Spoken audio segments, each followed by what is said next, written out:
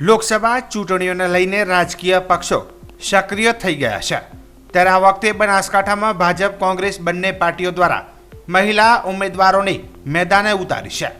ભાજપે રેખાબેન ચૌધરીને તો કોંગ્રેસે વાવના ધારાસભ્ય ગેનીબેન ઠાકોરને ટિકિટ આપી છે। પ્રચાર દરમિયાન ગેનીબેન ઠાકોરે બુધવારે સાંજે દિયોદરના સાલપુર ખાતે માતાજીની રમણમાં ભુવાજીના આશીર્વાદ લેવા પહોંચ્યા હતા। જ્યાં દિયોદરના સાલપુર ખાતે માતાજીની રમણમાં ગેનીબેન ઠાકોરે જણાવ્યું હતું કે ચૈત્ર મહિનો એટલે દેવીઓનો મહિનો કહેવાય। તમે સૌ આસ્થા સાથે જોડાયેલા છો ત્યારે માતાજીના આશીર્વાદ મળે અને તમે સૌ આગળ પ્રગતિ કરો તેવી પ્રાર્થના માતાજીને કરી।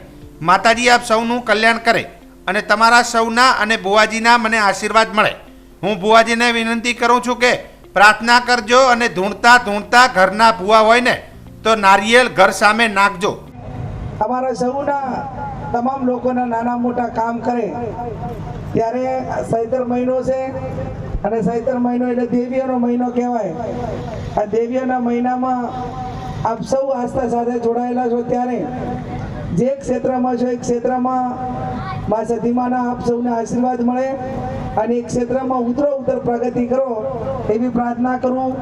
ફરી પ્રતાપજી અને એમના પરિવાર માટે આપણે એટલી જ મા સતીને કરી અને માતાજીના દર્શન કરવાનો મોકો આપ્યો ત્યારે માતાજી આપ સૌનું કલ્યાણ કરે, સૌની મનોકામના પૂરી કરે અને તમામ ભુવાજીઓને હું પણ વિનંતી કરું મારા વતી પણ પ્રાર્થના કરજો અને ધૂણતા ધૂણતા